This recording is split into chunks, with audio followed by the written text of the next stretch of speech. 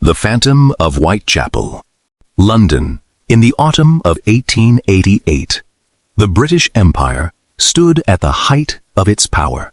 Steam trains tirelessly connected cities across the country. Factories operated around the clock. Grand buildings, bustling neighborhoods, and brightly lit streets made London seem like the very heart of the world. But just a few streets away from those elegant avenues, there was another London entirely. A place where darkness seemed to arrive before the light. A place where poverty, disease, and violence had become part of everyday life. This was Whitechapel, the notorious slum district of London's East End. Whenever night fell, thousands of homeless people were forced to seek shelter in cheap lodging houses or sleep directly on the pavement. The narrow alleys were filled with mud, rubbish, and the stench of open drains. Shouting, drunken quarrels, and violent fights erupted almost every night. In Whitechapel, laborers could work themselves to exhaustion all day and still fail to earn enough for a decent meal. And there were also many women. For them, survival often left only one final choice: to sell their bodies. Not all of them were professional prostitutes. Many had once had families, steady jobs, and ordinary lives. But illness, unemployment, alcoholism, and crushing poverty had driven them to the edge. Night after night, they wandered the dark streets, hoping to earn just enough pennies to pay for a bed in a lodging house before dawn. To most Londoners of the time, they were practically invisible. No one could have imagined that these very women would become the targets of one of the most infamous serial killers in history. In late August 1888, the body of a woman was discovered on a street in Whitechapel. At first, many believed it was simply another murder, one of countless violent crimes that had already plagued the neighborhood. But only days later, another woman was killed. Then, another. As the murders continued, each more brutal than the last, fear spread across the city. No one knew who the killer was. No one knew where he came from. And no one knew when he would strike. Again, the only thing everyone knew was that he always vanished before the police could arrive. Within just a few weeks, newspapers across Britain were filled with headlines about the mysterious murders in Whitechapel. People began locking their doors as soon as night fell. Women no longer dared to walk the streets alone.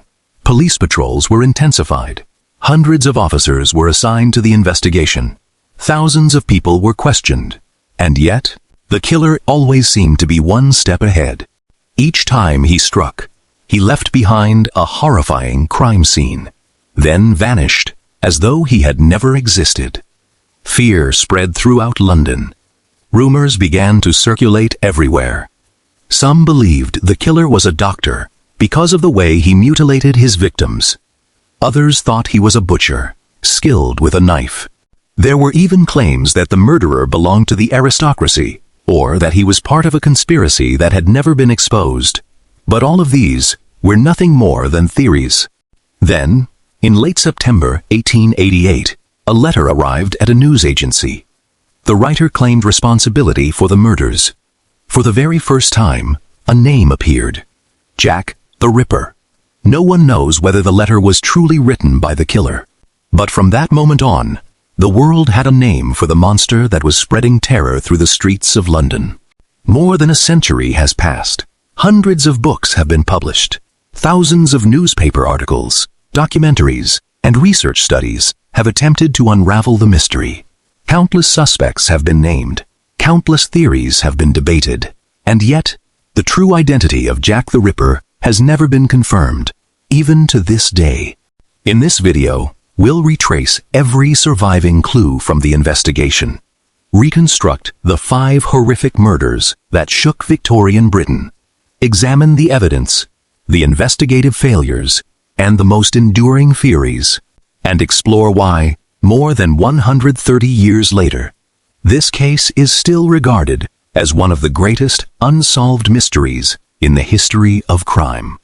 Whitechapel, where the killer never ran out of prey. To understand how Jack the Ripper was able to commit a series of murders and disappear without a trace, we need to return to Whitechapel in 1888. Today, Whitechapel is part of modern London, but in the late 19th century, it was one of the poorest and most dangerous neighborhoods in all of England. Following the Industrial Revolution, London expanded at a breathtaking pace. Hundreds of thousands of people from across Britain and throughout Europe poured into the city, hoping to find work and build a better life. But not everyone found what they had come for. In the East End, where Whitechapel was located, the population grew so rapidly that housing and employment could no longer keep pace. Cramped rooms were forced to accommodate multiple families. In some cases, more than 10 people were packed into a single room, measuring only a few square meters. The air was suffocating. Clean water was scarce. Rubbish piled up in the narrow alleyways. Disease spread with alarming regularity. For many, surviving one more day was considered a stroke of luck. By day, Whitechapel was a struggling, working-class district. But after nightfall, it became an entirely different world. Street lighting was sparse and dim. Many alleyways were swallowed by darkness. A person could turn a single corner and vanish from sight within seconds. It was also home to cheap pubs, street gangs, thieves, and countless people struggling to survive by any means necessary. Shouting, arguments, and violent fights after dark were nothing out of the ordinary. So if someone heard a brief cry for help, many assumed it was just another drunken brawl, and kept walking. That constant chaos gave the killer what was almost the perfect cover. Among all those struggling to survive in Whitechapel, women were the most vulnerable. With few employment opportunities and painfully low wages, many could not even afford a place to sleep for the night. If they couldn't pay for a bed in a lodging house, they were turned out onto the streets, and to earn the few pennies needed for a bed before dawn, some were forced to sell sex. It's important to understand that many of Jack the Ripper's victims were not full-time prostitutes. They were impoverished women who took whatever work they could find to survive. Only when they had no other choice did they seek clients on the streets to earn enough for food or a bed for the night. That meant they often left with men they had never met before. No one thought it unusual to see a woman talking to or walking away with a stranger after dark. And that was exactly what the killer exploited. Another factor that made the investigation extraordinarily difficult was the limited capability of law enforcement at the time. In 1888, forensic science was still in its infancy. Police could not use fingerprints to identify suspects. DNA analysis had not yet been discovered. Surveillance cameras did not exist. Investigations relied almost entirely on eyewitness testimony, crime scene observations, and the experience of detectives. But in Whitechapel, witnesses rarely saw very much. The dark, narrow streets made it almost impossible to identify a person's face. Many residents were also unwilling to cooperate with the police, either because they feared retaliation or simply because they distrusted the authorities. That meant, if the killer remained calm after the murder and quickly disappeared into the crowds, he could all but vanish without a trace. In the years that followed, many researchers came to believe that Jack the Ripper did not choose Whitechapel by chance. He appeared to know every alley, every shortcut, and the rhythm of life in the neighborhood. He knew when the streets would be deserted. He knew where the darkness was deep enough to strike. He knew which victims were the easiest to approach. And, most importantly, he understood that in a district where poverty and violence were part of everyday life, the disappearance of a single woman was unlikely to attract immediate attention. That was his greatest advantage. But then, in the early hours of August 31st, 1888, everything changed. On a quiet street known as Buck's Row, the body of a woman was found lying motionless beneath the dim glow of a street lamp. Her name was Mary Ann Nichols, and before long, all of Britain would know her by another name. The first victim of Jack the Ripper. Mary Ann Nichols. The night that began the terrifying murder spree. In the early hours of August 31st, 1888, no one in Whitechapel could have imagined that within a matter of hours, the history of crime would enter an entirely new chapter. The woman at the center of that story was Mary Ann Nichols. Her friends knew her simply as Polly. She was 43 years old. Once, Mary Ann Nichols had lived a life not unlike that of many women in Victorian England. She married a machinist named William Nichols. Together, they had 5 children. In the early years, their marriage appeared relatively ordinary, but over time, everything began to fall apart. Family conflict, financial hardship, and above all, Mary's growing struggle with alcoholism eventually destroyed the marriage. The couple separated. Under the law at the time, William continued to provide financial support for his wife. However, after learning that Mary had become a heavy drinker and was no longer taking care of herself, he stopped sending the payments. From that moment on, Mary Ann Nichols's life spiraled downward. She no longer had a family to rely on. She had no steady employment. She drifted between cheap lodging houses in Whitechapel, taking whatever work she could find, just to survive when she couldn't earn enough. Mary occasionally turned to prostitution to make the few pennies needed for a bed for the night. It was a harsh reality faced by many impoverished women in Whitechapel at the time. On August 30th, 1888, Mary spent much of the day around the local pubs. That evening, she returned to a lodging house on Thrall Street. A bed for the night cost just 4 pence, a tiny sum, but even that, Mary couldn't afford. The lodging house keeper refused to let her in unless she could pay, so Mary stepped back into the darkness. According to those who saw her, she said she would soon earn enough money and return. It was the last time many people would ever see Mary alive. At around 8:15 a.m., a friend named Emily Holland happened to meet Mary on Osborne Street. Emily noticed that Mary had been drinking heavily. She asked, "Polly, why haven't you gone in for the night?" Mary smiled and replied that she had earned enough money to pay for a bed 3 separate times that day. But each time she earned it, she had spent it on alcohol. Then, Mary said something that would later be quoted in countless books about the case. "Don't worry, I'll earn enough for a bed before morning." The 2 women said goodbye. Emily walked away. Mary disappeared once again into the dark streets of Whitechapel. No one knew. Those were the final moments of her life. At approximately 7 a.m., a carman named Charles Cross was on his way to work. Just as he was every morning, as he passed along Bucks Row, he noticed a dark shape lying beside the entrance to a stable yard. At first, Charles assumed it was simply another drunk sleeping in the street. He walked closer. What he saw stopped him cold. A woman was lying on her back in the street. Her skirts had been pulled up almost to her abdomen. Her bonnet was still on her head. She lay completely motionless. A few minutes later, another carman, Robert Paul, came down the same street. The 2 men examined the woman together. Because it was so dark, they failed to grasp the severity of her injuries. Charles placed a hand on the woman's chest. Her body still felt slightly warm. That led both men to believe she had collapsed only moments earlier. They gently pulled her skirts back down to cover her body before hurrying off to find a police officer. Neither of them realized the killer had likely left the scene only minutes before. At approximately 7:05 a.m., Police Constable John Neal arrived at the scene. By the light of his lantern, he began to examine the body more closely. This time, the truth became clear. Mary had 2 deep cuts across her throat. Blood had pooled beneath her neck. When the police surgeon conducted a preliminary examination, he discovered that her abdomen had also been slashed with a sharp blade. The wounds did not resemble those of a robbery.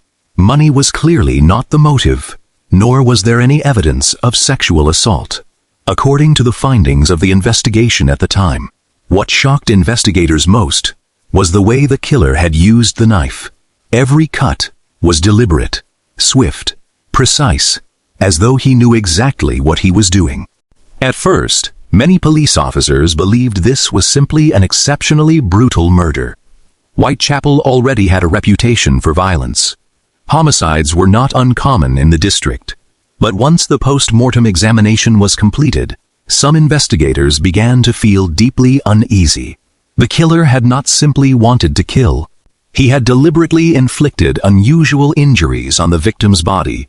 It was the kind of behavior rarely seen in an ordinary murder. If this had been an isolated crime, the story might have ended there. But just 8 days later, another woman was murdered under strikingly similar circumstances. This time, the brutality surpassed anything the police had seen before.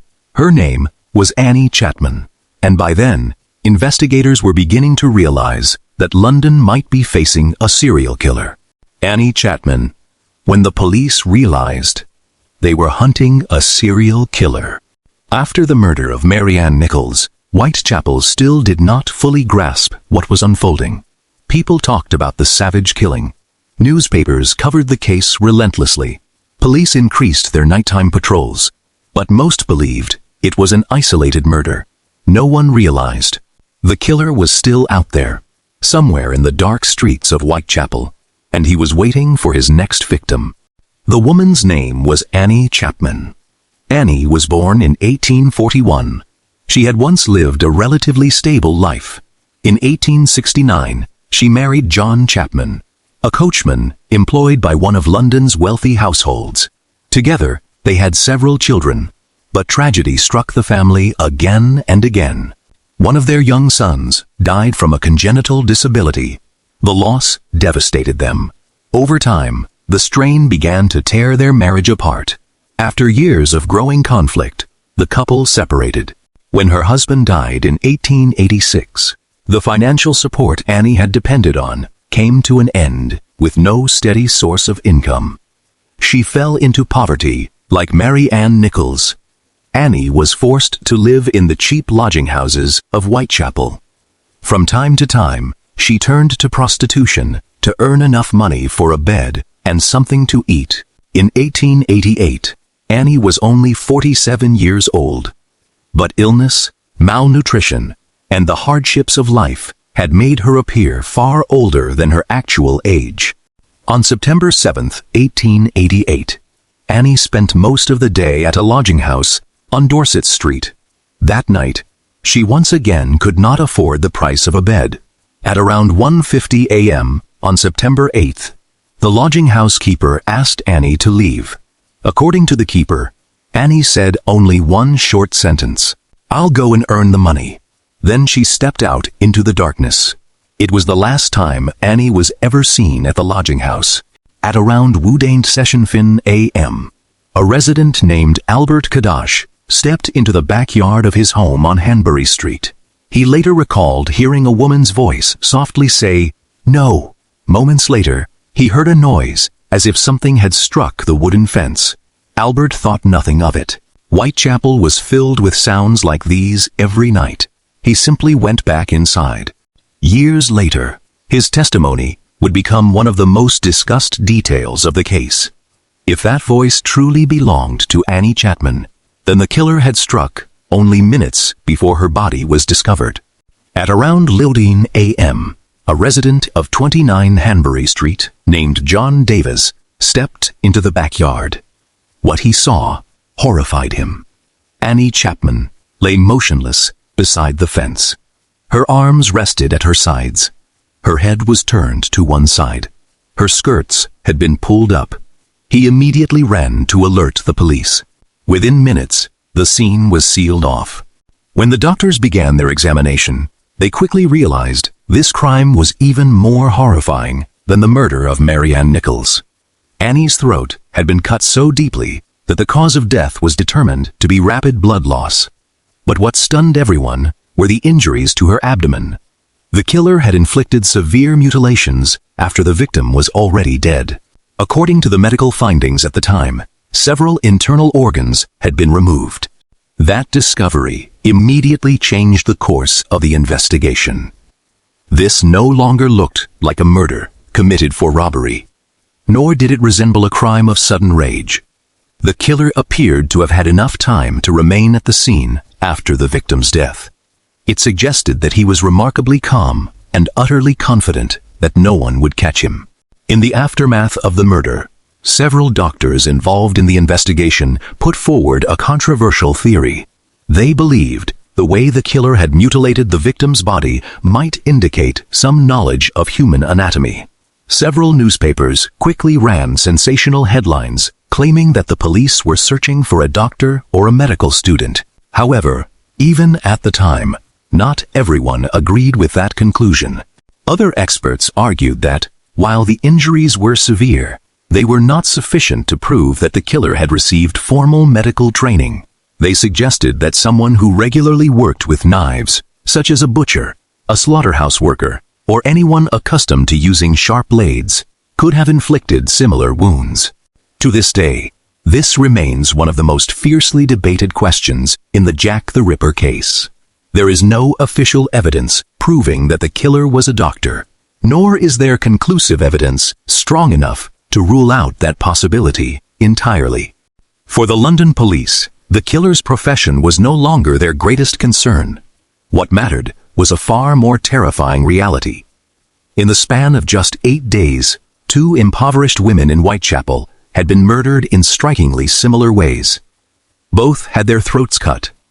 Both were attacked with a knife. Both were murdered in the early hours of the morning, and both were vulnerable women who often had to wander the streets at night in search of money. By this point, the investigators no longer believed it was a coincidence. For the first time, they began to suspect that London was facing a serial killer.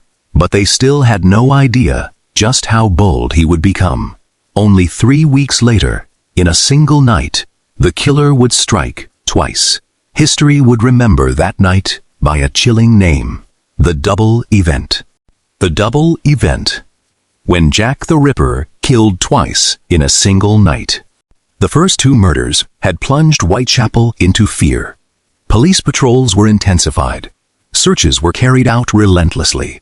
Hundreds of people were questioned. Every day, newspapers published news stories about the mysterious killer. People believed that the mounting pressure would force the murderer to stop, but they were wrong. On the night of September 30th, 1888, Jack the Ripper did not strike just once. He murdered 2 women in less than an hour. It was the night history would remember as the Double Event. The third victim, Elizabeth Stride. Elizabeth Stride was born in Sweden in 1843. As a young woman, she moved to London in search of a better life. She later married a man named John Stride.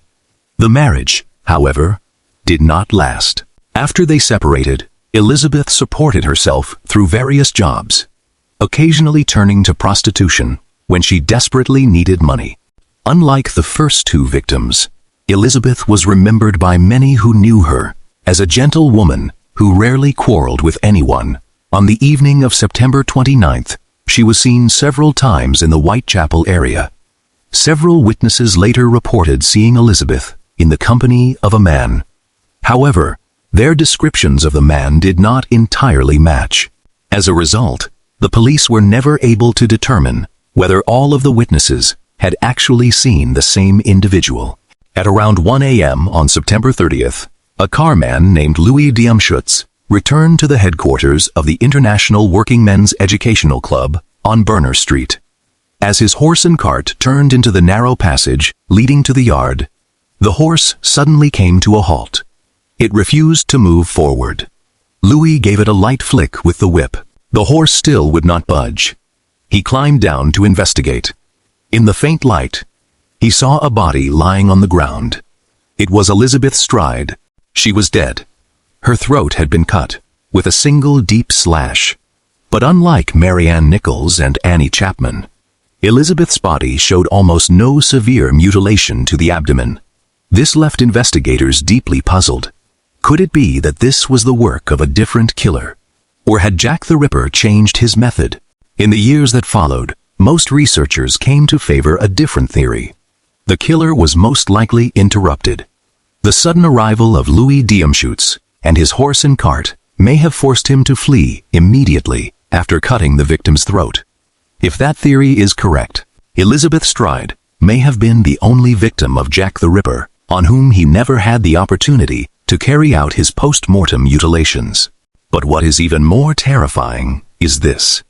Instead of giving up, he simply went looking for another victim. Less than an hour later, at approximately 8:06 p.m., in Mitre Square, less than 2 kilometers from the first crime scene, a police constable had just completed his patrol of the area. He saw nothing out of the ordinary. Only about 15 minutes later, another officer returned to the square. This time, a body lay in the middle of the square. The victim was Catherine Eddowes. She was 46 years old. Like the previous victims, Catherine lived in poverty, staying in cheap lodging houses and occasionally turning to prostitution to earn money. Only a few hours earlier, she had been taken into police custody for public drunkenness. After sobering up, Catherine was released at around 1 a.m. No one could have imagined those would be the final hours of her life. The crime scene in Mitre Square shocked even the most experienced investigators. Catherine's throat had been cut so deeply that there was little doubt about the cause of death. But the most horrifying discoveries lay elsewhere. The killer had inflicted extensive mutilations after the victim was already dead. According to the post-mortem examination, several internal organs had been removed. Catherine's face had also been slashed with a knife. The level of violence was noticeably greater than in the previous 2 murders. It suggested that the killer had become increasingly bold and increasingly ruthless. Doctors estimated that the entire attack had taken no more than 10 to 15 minutes, an astonishingly short amount of time. It left investigators with a haunting question. How could one man inflict such horrific injuries and still disappear before the police returned on their next patrol? While searching the surrounding streets, police discovered a blood-stained piece of Catherine's apron discarded in Golston Street. Directly above it, written in chalk on the wall, was a cryptic message. The wording was recorded in several different forms in the investigation files, but it generally conveyed the idea that Jewish people would not be blamed, or would not be held responsible. To this day. No one knows whether the killer wrote the message, or whether it had already been there before the murder. Fearing that the inscription might provoke violence against the Jewish community living in Whitechapel, senior police officials ordered it erased. Before dawn, that decision would later become one of the most controversial moments of the entire investigation. If the message was truly connected to the killer, then a crucial piece of evidence was lost forever. By the following morning, news of the 2 murders had spread across London. The public was gripped by panic. Newspapers called it the most horrifying night in the history of Whitechapel. The police now understood that they were no longer dealing with an ordinary murderer. This was a killer who could strike with astonishing speed, who knew how to use the darkness to his advantage, who understood the streets intimately, and who seemed utterly unafraid of the police hunting him. But what surprised everyone most was that after the double event, Jack the Ripper suddenly fell silent. No further murders were reported for weeks. No one knew whether he had fled, gone into hiding, or was simply waiting for the right moment to strike one last time. And when he finally returned, he would leave behind the most horrifying crime scene in the entire history of the case. The victim's name was Mary Jane Kelly. Mary Jane Kelly, Jack the Ripper's most horrifying crime scene. After the double event, on September 30th, 1888, Whitechapel entered a strange period of silence for weeks. There were no further murders bearing the hallmarks of Jack the Ripper. That silence gave many people hope. Perhaps the killer had left London. Perhaps he had been arrested for another crime. Or perhaps he was dead. But those hopes would prove to be short-lived. In the early hours of November 9th, 1888, Jack the Ripper returned, and this time he left behind a crime scene that even the most seasoned police officers would never forget. Mary Jane Kelly.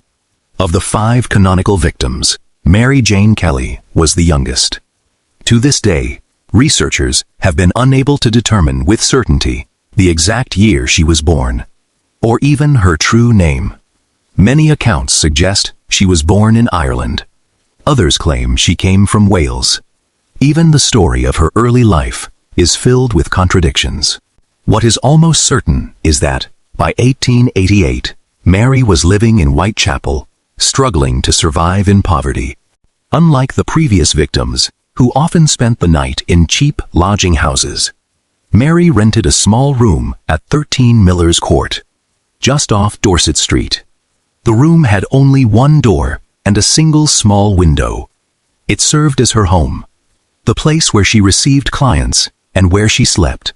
That very room would later become one of the most infamous crime scenes in the history of criminal investigation. Her final night. On the evening of November 8, 1888, Mary was seen in her usual surroundings near Dorset Street. She spoke with several people. Nothing about her behavior seemed unusual. At around 6:30 p.m., a neighbor named Mary Ann Cox saw Mary walking with a man who appeared to be respectably dressed. According to her description, he wore a dark overcoat and a hat and carried a small parcel. The two entered Mary's room together.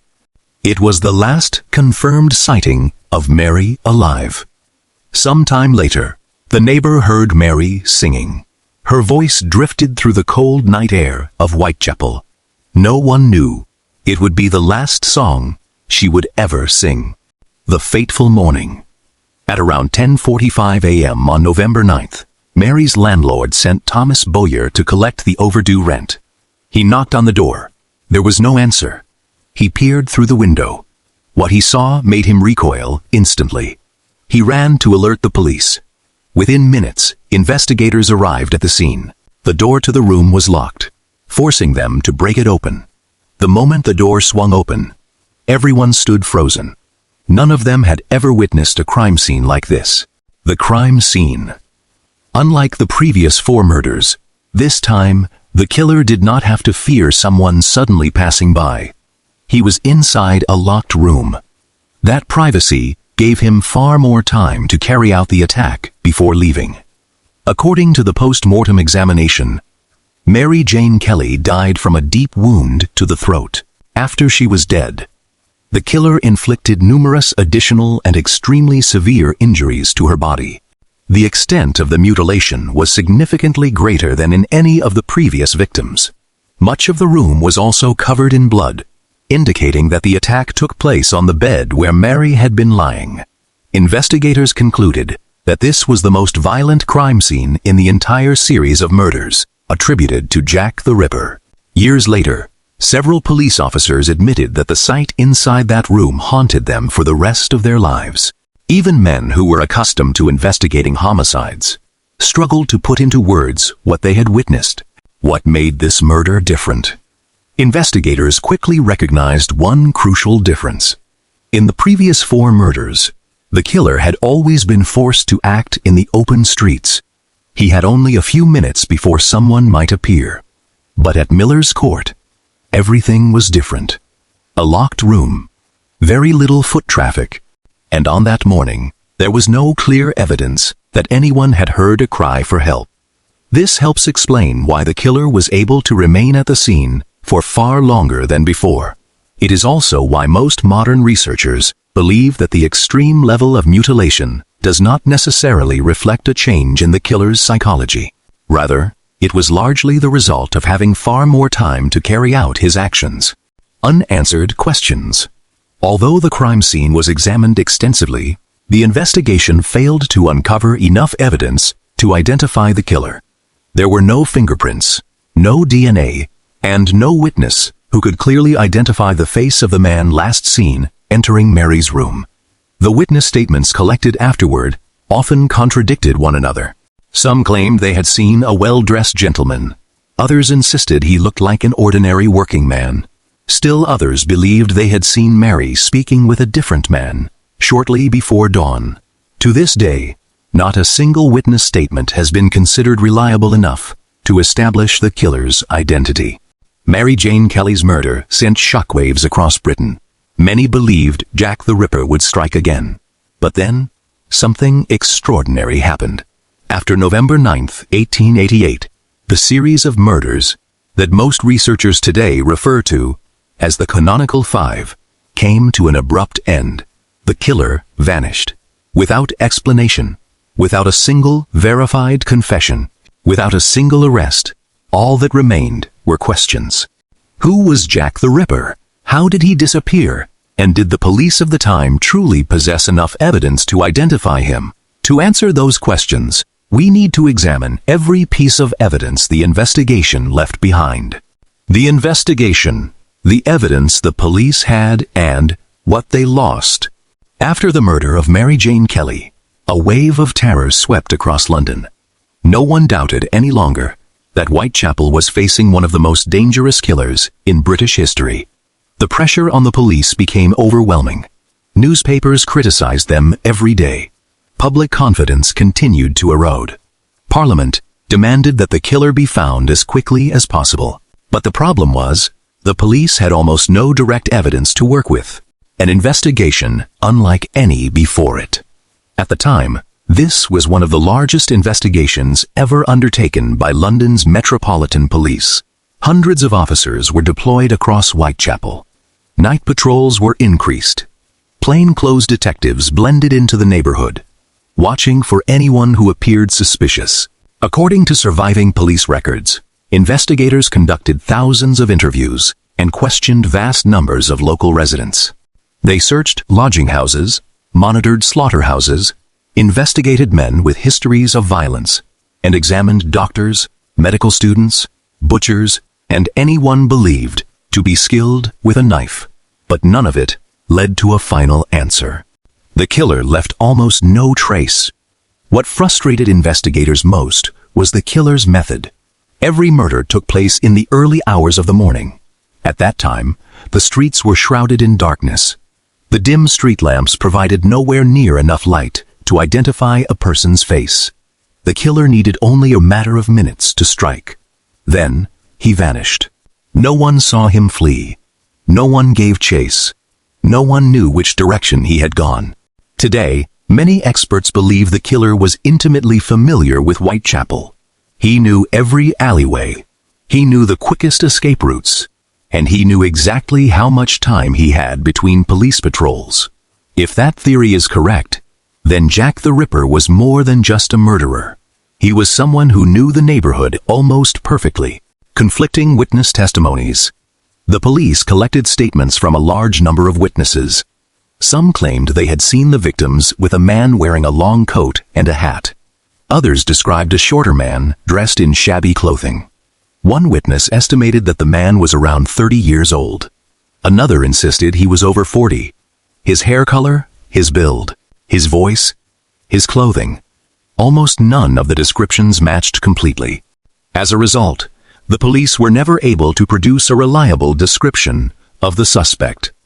Even today, no sketch of Jack the Ripper is considered an accurate likeness. The murder weapon was never found. The doctors were convinced that the killer had used an extremely sharp knife. But no one ever determined exactly what kind of knife it was. No weapon was ever recovered and conclusively identified as the murder weapon. There was no trail of blood leading to a suspect's home. No blood-stained clothing was ever linked to the killer. If he truly returned home after each murder, how did he manage to conceal every trace of the blood? That question remains unanswered to this day. The Golston Street Graffito. One of the most controversial clues emerged after the murder of Catherine Eddowes. Police discovered a piece of the victim's apron on Golston Street. Directly above it was a message written in chalk on the wall. To this day, no one knows whether the writing had any connection to the killer. What remains controversial is the decision made by acting Metropolitan Police Commissioner Sir Charles Warren. Fearing that the message might incite violence against the Jewish community living in Whitechapel, he ordered it erased before dawn. No photograph was taken. Only the written accounts of the officers who were present remained. Many later researchers argued that, if the message had truly been left by the killer, erasing it caused the investigation to lose a potentially crucial clue. However, many experts disagree. They point out that there was no evidence proving the message had been written at the time of the murder. It may already have been there, and preserving it could have triggered serious unrest in the already tense social climate of the time. The limits of forensic science in 1888. If these murders had occurred today, investigators would search for DNA, fingerprints, security camera footage, mobile phone location data, and other biological evidence. But in none of those technologies existed. Fingerprint identification would not begin to be used in Britain until several years later. DNA analysis would not become a reality for nearly another century. Investigators had to rely almost entirely on the crime scene, witness testimony, and their own experience. That meant, as long as the killer was not seen during the attack, the chances of identifying him were almost non-existent. A killer who knew how to disappear. After reviewing the entire case file, many modern researchers have identified one consistent pattern in Jack the Ripper's murders. He left behind nothing that could identify him. No name, no address, no witness who saw his face clearly, no murder weapon, no direct physical evidence. After each killing, he simply disappeared into the crowds of Whitechapel, as if he had never existed. Perhaps that is the very reason why, more than 130 years later, the true identity of Jack the Ripper remains a mystery. But then, not long after the murders, something unexpected happened. Newspaper offices and the police began receiving letters from someone claiming to be the killer. Those letters would give the world the name it still remembers today, Jack the Ripper. The mysterious letters. Who created the name Jack the Ripper? While the police were still struggling to identify the killer, another battle had already begun. This time, not in the streets of Whitechapel, but in the newspapers. Every day, London's newspapers were filled with reports about the string of murders. The public rushed to buy the latest editions, eager for every new development. Editorial offices received hundreds of letters from readers. Some offered their own theories. Some accused their neighbors. Others claimed they knew who the killer was. But then, on September 27, 1888, a single letter arrived. It would change the history of the case forever. The Dear Boss letter. The letter was sent to the Central News Agency in London. It began with two simple words, Dear Boss. In the letter, the writer mocked the police for their inability to catch him. He claimed that both the police and the newspapers were following the wrong trail. The author also declared that he intended to keep killing, and next time, he would cut off one of his victim's ears and send it to the police. But what drew the greatest attention was the signature at the end of the letter. For the very first time, the writer signed it, Yours truly, Jack the Ripper. With just those few words, a name was born. A name that would endure for more than a century. At first, the police did not place much faith in the letter. They believed it was most likely a hoax created by someone seeking attention. Some investigators even suspected that a journalist had written it to boost newspaper sales. To this day, that remains one of the leading theories discussed by historians. There is no conclusive evidence identifying the true author of the Dear Boss letter. The double event and a chilling detail. Just 3 days after the letter was sent, on the night of September 30th, 1888, Jack the Ripper murdered Elizabeth Stride and Catherine Eddowes. What made this especially significant was that, in the letter, the writer had claimed he would continue killing. That coincidence led many people to believe that the killer himself might have written it. But one detail remained deeply controversial. The letter threatened that one of the victim's ears would be cut off and sent to the police. Yet neither victim of the double event had an ear removed and mailed as promised. That inconsistency caused many investigators to continue doubting the authenticity of the letter. The Saucy Jackie postcard. On October 1st, 1888, another message arrived at the Central News Agency. This time, it was a postcard. The writer signed it, Saucy Jackie. Its contents were much shorter. The author referred to having just finished 2 jobs in a single night. Many believed this was a direct reference to the double event. If so, the sender may have known details of the murders before many of them had been widely reported. However, once again, there was no conclusive evidence proving that the postcard had actually been written by the killer. The From Hell letter. Among the hundreds of letters connected to the case, one in particular drew the serious attention of investigators. On October 16, 1888, George Lusk, chairman of the Whitechapel Vigilance Committee, received a small box. Inside was half of a human kidney, preserved in alcohol. Enclosed with it was a brief handwritten note. Unlike the previous two letters, this one was not signed Jack the Ripper. Instead, it opened with the chilling words, "From Hell." The letter was filled with spelling mistakes and was written in a style very different from the "Dear Boss" letter. The writer claimed that he had eaten the other half of the kidney. The message was brief, cold, and deeply disturbing. The doctors later examined the organ that had been sent. According to the records of the time, they concluded that it was indeed a human kidney. However, they could not prove that it belonged to Catherine Eddowes, the victim whose post-mortem report noted that one of her kidneys was missing. That uncertainty has fueled debate ever since. Some researchers believe that if any letter was genuinely sent by the killer, the From Hell letter is the strongest candidate. Supporters of this theory argue that its crude writing style, numerous spelling mistakes, and the fact that it never used the name Jack the Ripper set it apart from the other letters, which appear to have been written largely to attract publicity. However, many other experts maintain that there is still no conclusive evidence to support that conclusion. Hundreds of hoax letters. After the name Jack the Ripper appeared in the newspapers, something extraordinary happened. The police and newspaper offices began receiving letters from all over the country. Some writers claimed to be Jack the Ripper. Others confessed to the murders. Some sent chilling threats, promising that more killings were to come.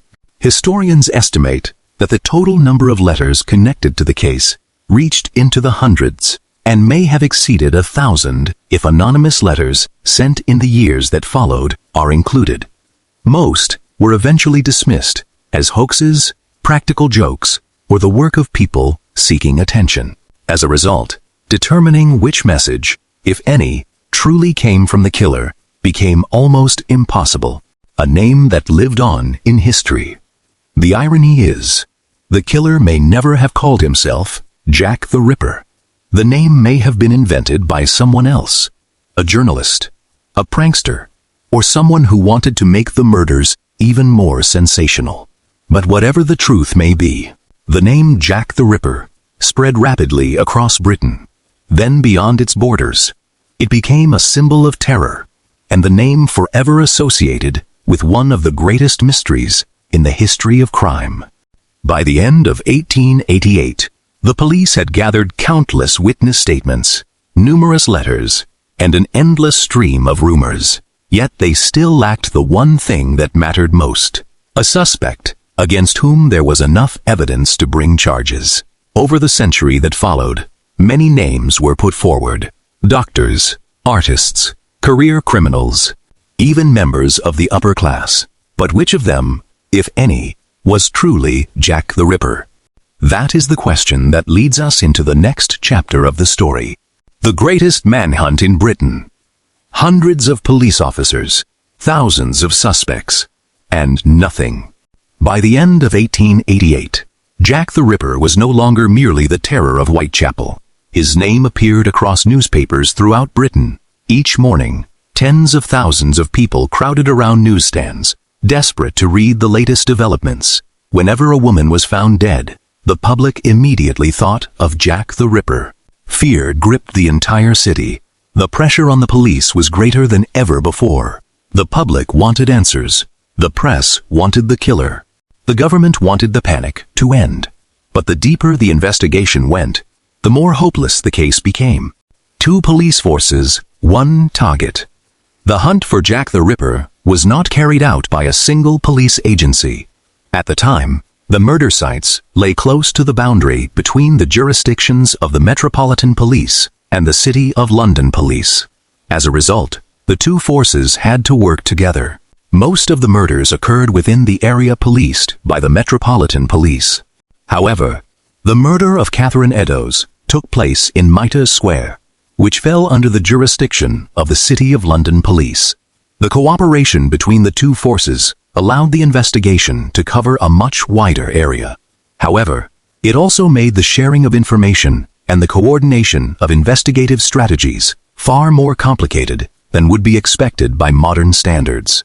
An unprecedented manhunt. According to the surviving records, the investigation grew into one of the largest police operations of its time.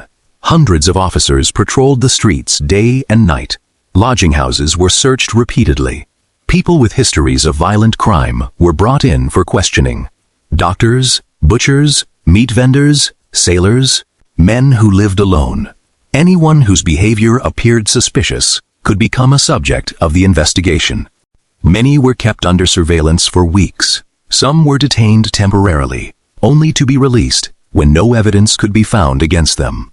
Historical records indicate that the police examined an enormous number of suspects and collected thousands of witness statements. Even so, not a single person could be charged with the murders. Whitechapel took its own measures. It wasn't only the police who took action. The residents of Whitechapel did as well. After the series of murders, local residents and shopkeepers began organizing volunteer patrols. The most well-known of these was the Whitechapel Vigilance Committee, led by George Lusk. Every night, its members carried lanterns, walking sticks, and whistles. They patrolled the streets in the hope of finding the killer before he could strike again. Some local businessmen even offered cash rewards for information leading to Jack the Ripper's capture. The atmosphere in Whitechapel became increasingly tense. Neighbors grew suspicious of one another. A man simply walking alone late at night could easily be mistaken for the murderer. The press turned the investigation into chaos. If the police were fighting the killer, they were also battling another powerful force: the press. By the late 19th century, the newspaper industry was booming. Newspapers competed fiercely to publish the fastest and most sensational stories. Every day, they printed rumors, unverified witness accounts, and dramatic theories. Some newspapers claimed the killer was a doctor. Others insisted he was a foreigner. Some even reported that the police already knew Jack the Ripper's identity, but were deliberately concealing it. Most of these claims were later shown to have no factual basis, but at the time, they fueled public panic and generated countless false leads that the police were forced to investigate. Why did the investigation fail? After more than a century of research, many experts believe there were four main reasons why the case was never solved. First, forensic science was still in its infancy.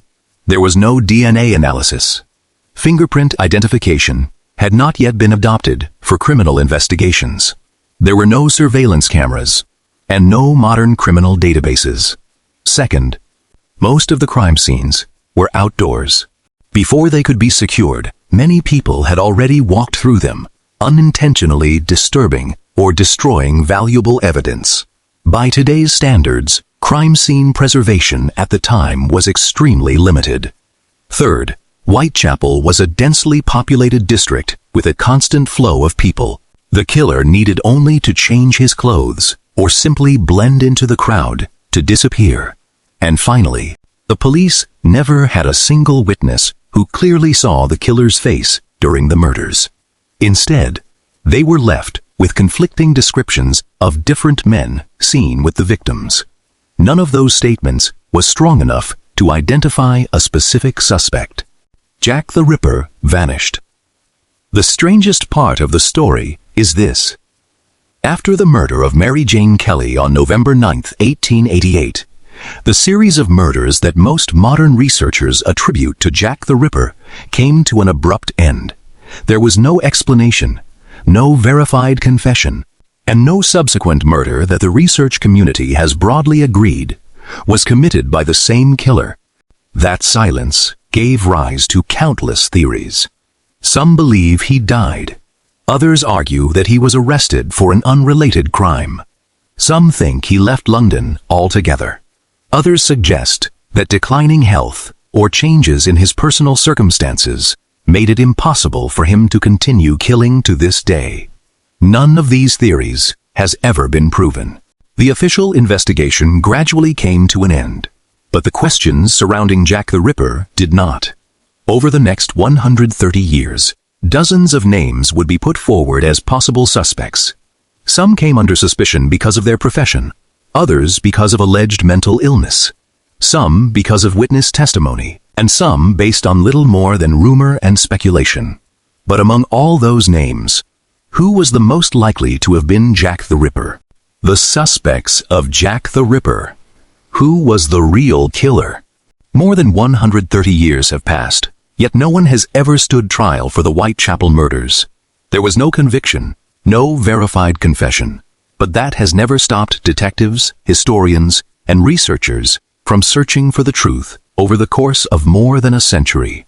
Dozens of names have appeared on the list of suspects. Some were investigated by the police as early as 1888. Others emerged only decades later in books and historical studies. Some theories are supported by historical evidence. Others rely largely on speculation. In this chapter, we will examine the most well-known suspects, not to declare who Jack the Ripper was, but to evaluate one question: who was the most likely candidate? Aaron Kosminski. Among all the suspects, Aaron Kosminski is perhaps the name mentioned most often. He was a Polish immigrant, worked as a barber, and lived in the Whitechapel district at the very time the murders were committed.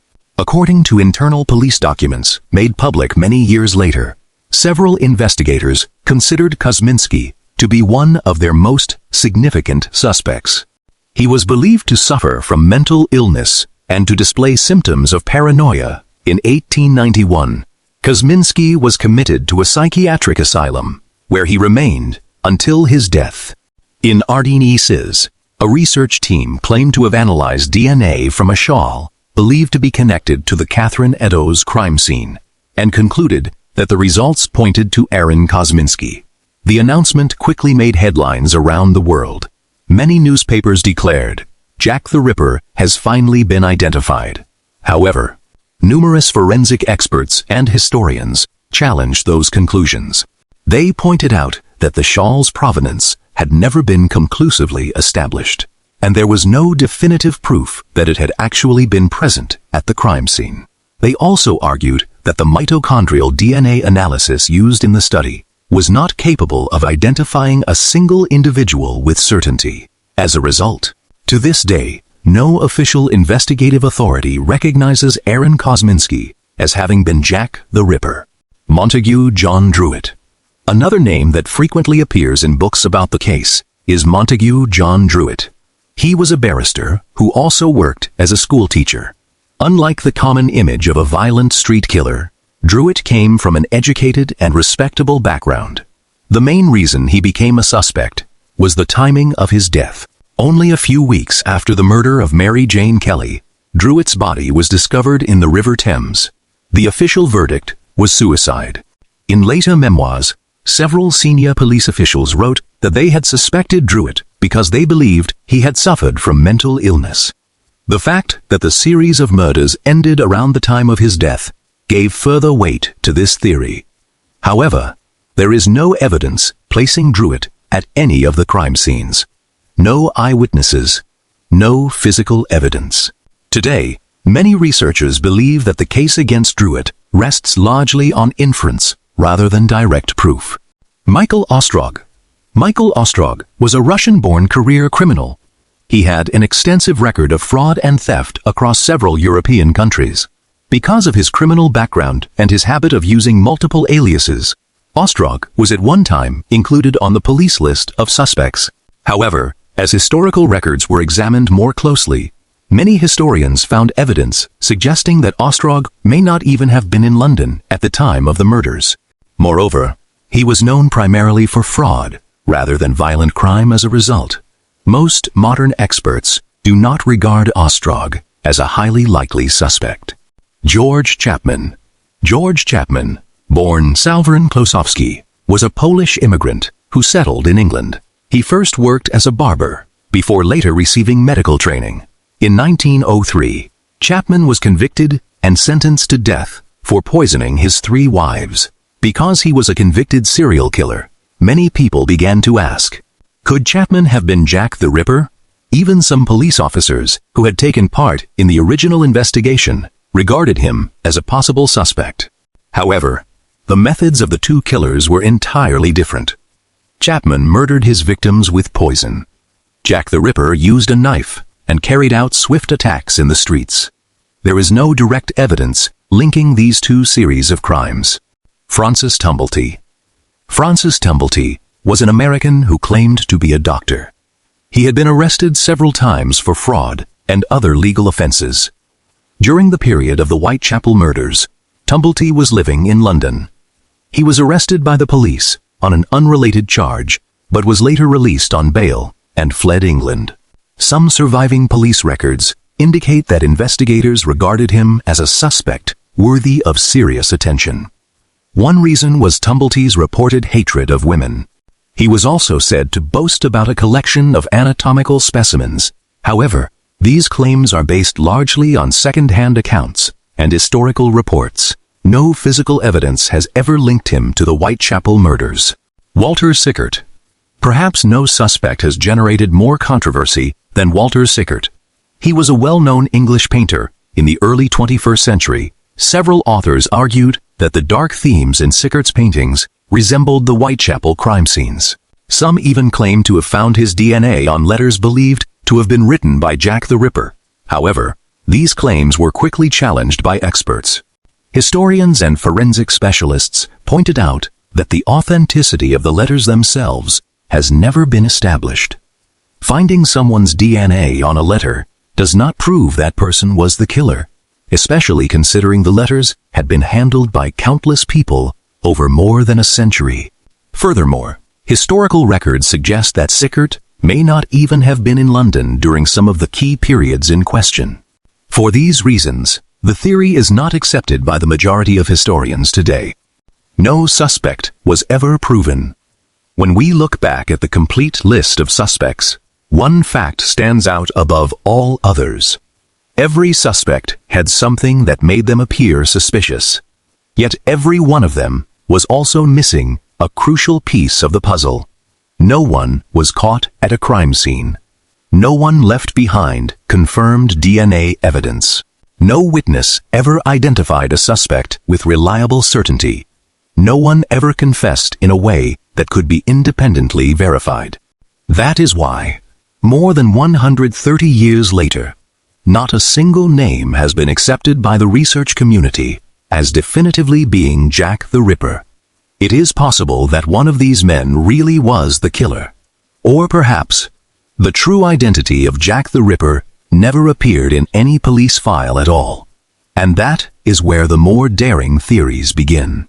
Some claimed Jack the Ripper was a doctor. Others believed he was a member of the British royal family. Some even argued that a vast conspiracy was orchestrated to conceal the truth.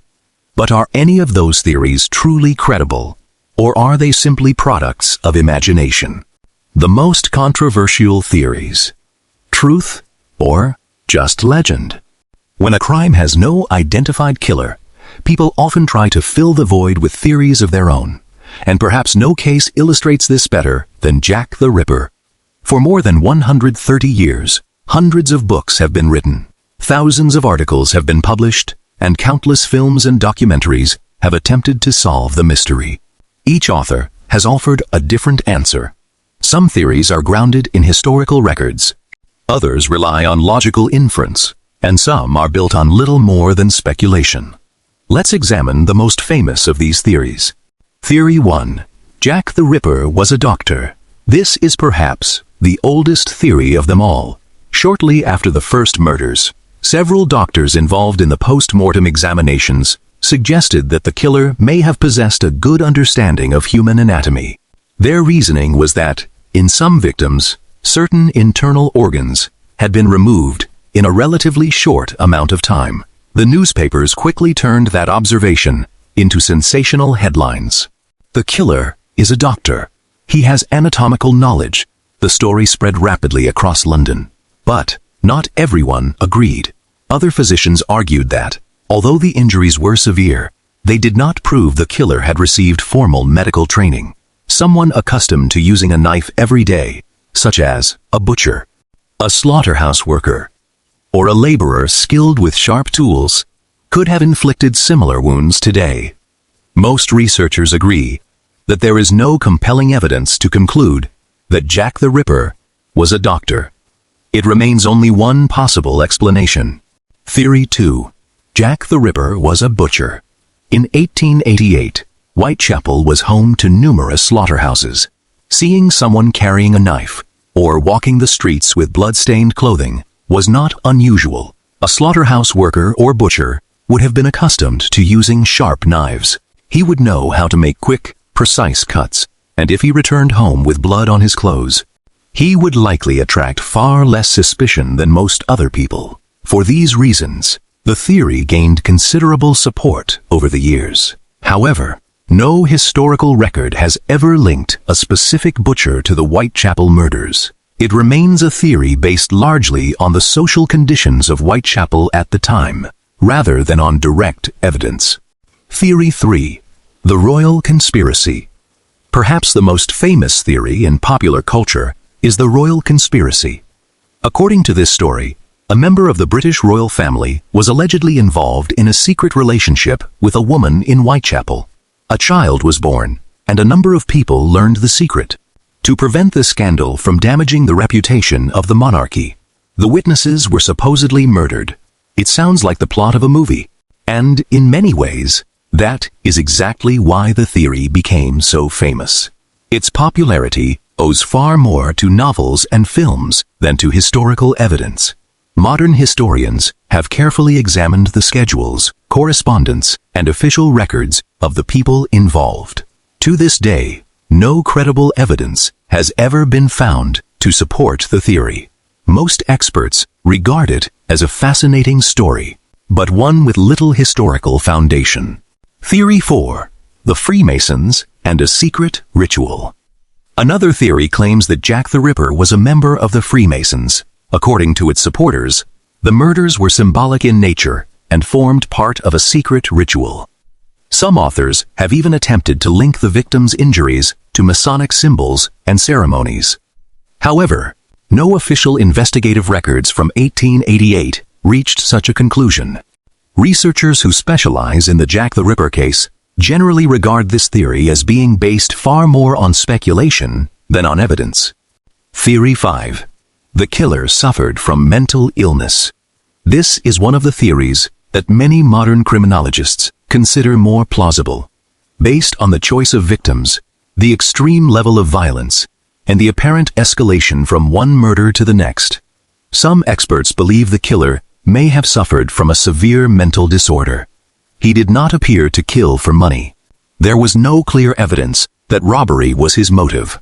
He made little effort to conceal the bodies. His primary objective seemed to be the act of killing itself. However, even this conclusion remains a psychological interpretation, based solely on the crime scenes. No one can diagnose a person whose identity has never been established. Which theory is the most credible? If we look solely at the historical evidence, most researchers today agree on one fundamental point.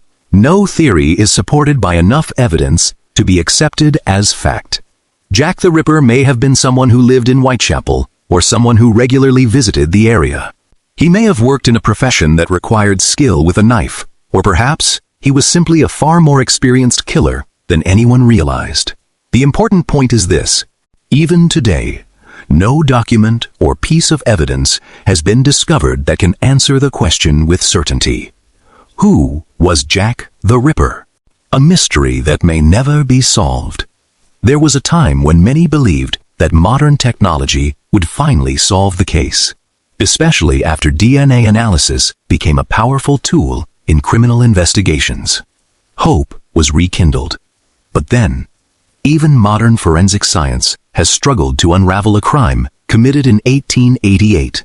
Most of the evidence disappeared long ago. The original crime scenes are gone. Many physical exhibits have been lost. Every witness has long since passed away. All that remains are the investigation files, old photographs, and countless unanswered questions. Can modern science still identify Jack the Ripper, or will his true identity remain buried forever with the passage of time? Can modern forensic science solve the Jack the Ripper case? More than a century has passed. Forensic science has changed beyond recognition. Today, a single strand of hair, a drop of blood, or even the smallest fingerprint can allow investigators to identify a suspect with remarkable accuracy. That has led many people to ask a simple question. If Jack the Ripper had committed these murders today, would he have been able to escape? Most experts give the same answer. Probably not. Surveillance cameras, DNA analysis, mobile phone data, biological evidence, modern identification systems. Together, they make it extraordinarily difficult for a serial killer to vanish without a trace. But these murders took place in 1888, and that is the greatest obstacle of all. The evidence that remains after more than 130 years. As time passed, most of the physical evidence from the case disappeared. Many items were lost. Some were destroyed. Others can no longer be traced to a reliable origin. Even the original investigation files are incomplete. As a result, modern researchers must rely primarily on archived records, post-mortem reports, police journals, and newspaper accounts from the late 19th century. In other words, what survives today is only a small fraction of what once existed during the original investigation. The controversial shawl.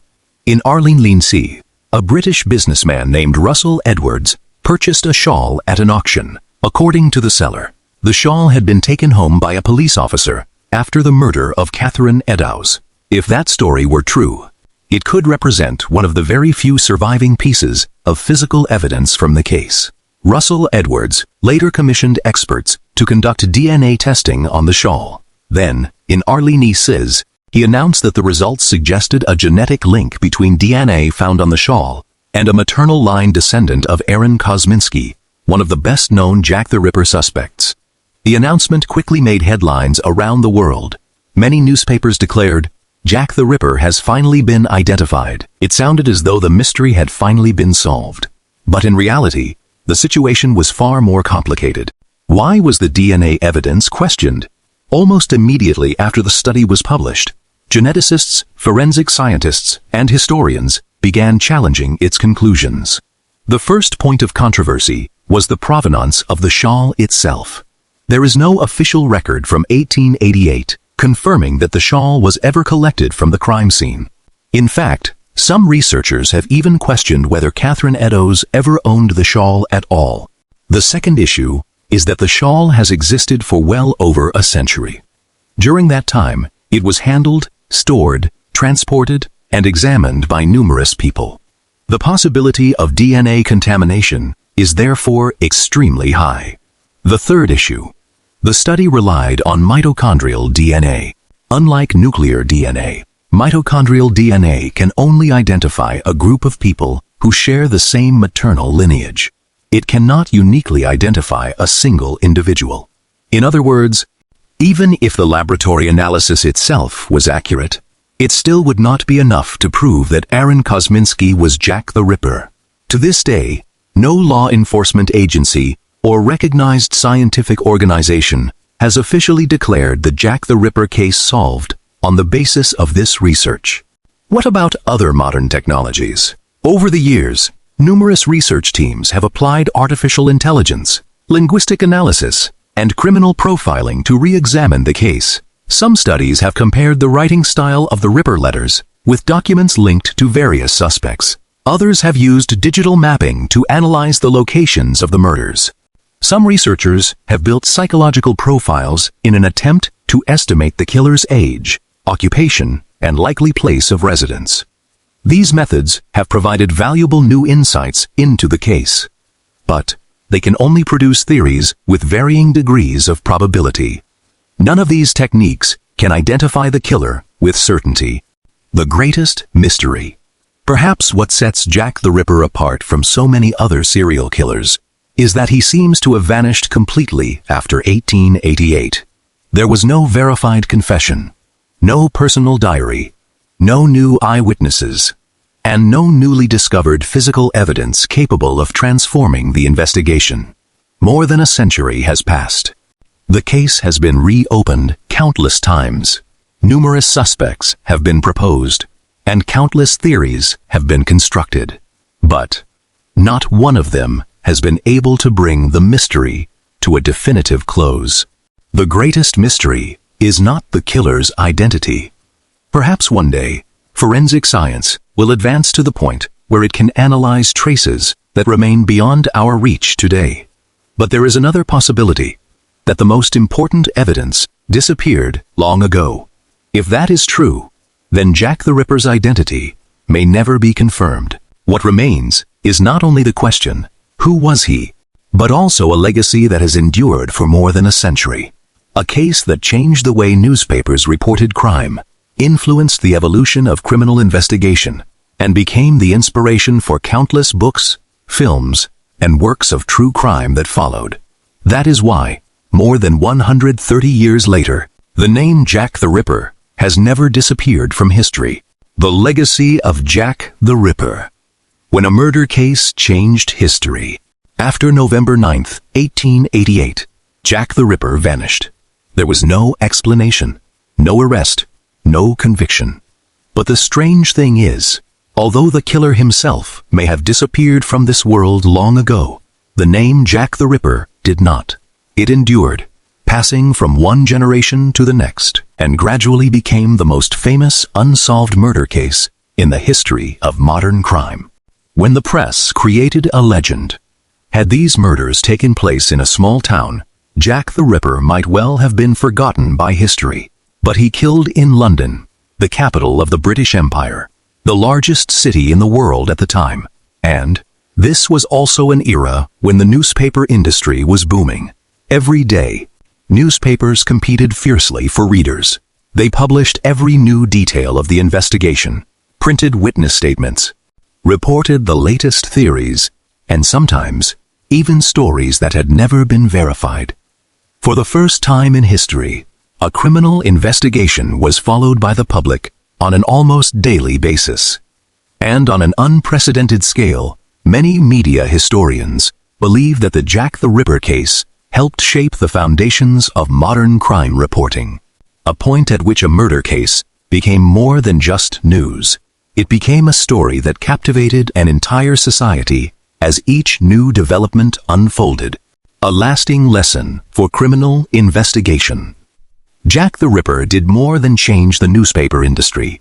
The case also exposed the limitations of criminal investigations. In the late 19th century, the police came to realize that crime scenes had to be secured far more rigorously. Every trace of evidence could prove crucial. Witness statements needed to be recorded thoroughly and consistently, and cooperation between investigative agencies had to become more effective. Of course, it would be inaccurate to say that these reforms were caused solely by the Jack the Ripper case. However, many researchers agree that the Whitechapel murders helped accelerate improvements in investigative methods in Britain in the years that followed. A name that escaped the case file. Ordinarily, when a criminal case comes to an end, the killer's name gradually fades from public memory. But Jack the Ripper was different. He became a symbol of the unknown, of fear, and of mystery. For more than a century, his name has appeared repeatedly in novels, films, television series, comic books, video games, and documentaries. Hundreds of fictional works have created their own versions of Jack the Ripper. Some portray him as a brilliant doctor, others transform him into a member of the aristocracy. Still others connect him to supernatural forces. Most of these stories are not based on historical evidence, but they demonstrate the extraordinary influence the case has had on popular culture. Whitechapel today. If you visit Whitechapel today, you will find a neighborhood very different from the one that existed in 1888. Many streets have been widened. Old buildings have been demolished or renovated. The infamous slums of the Victorian era have almost entirely disappeared. Life goes on as usual. People commute to work. Tourists fill the streets. Shops open from morning until evening. And yet, the past has never truly faded away. Every year, thousands of visitors from around the world come to Whitechapel to join walking tours that trace the footsteps of the infamous murders. They stand on Bucks Row, now known as Durward Street, walk along Hanbury Street, Burner Street, now renamed Henriques Street, visit Mitre Square, and stop at the site of Miller's Court, where Mary Jane Kelly was murdered. Many of these locations have changed dramatically, but the story of Jack the Ripper is still told there almost every night. What history too often forgets. There is one sad reality. As the years have passed, people have remembered the killer's name far more readily than the names of his victims. Jack the Ripper became a legend, while the 5 women were gradually reduced to little more than names in a case file. But before they became victims, they were real people. Mary Ann Nichols, Annie Chapman, Elizabeth Stride, Catherine Eddowes, Mary Jane Kelly. They had families, friends, and simple hopes for a better life. They were not famous. They were not wealthy. They held no power. The one thing they shared was a life shaped by poverty, in a neighborhood where human lives were too often overlooked. Today, many historians argue that whenever we speak of Jack the Ripper, we should also remember these 5 women, not simply as victims of a notorious crime, but as human beings whose lives mattered. A mystery that may endure forever. More than 130 years have passed. Thousands of researchers have re-examined every surviving case file, every letter, every witness statement, every suspect. Every few years, a new book appears, a new documentary is released, or a new theory captures public attention, only to be challenged and eventually questioned. Perhaps that is what truly sets Jack the Ripper apart from almost every other criminal case in history. Not simply the brutality of the murders, but the fact that the mystery has never truly come to an end. Perhaps the killer's identity still lies hidden in an overlooked document waiting to be discovered. Or perhaps it vanished forever with the last people who knew the truth. And if that is the case, then Jack the Ripper may remain the world's most famous unsolved murder mystery for all time. But before we bring this story to a close, perhaps we should return to the simplest question of all. After more than a century of investigation, after thousands of pages of records, and after countless theories, what is the one truth that history can say with certainty?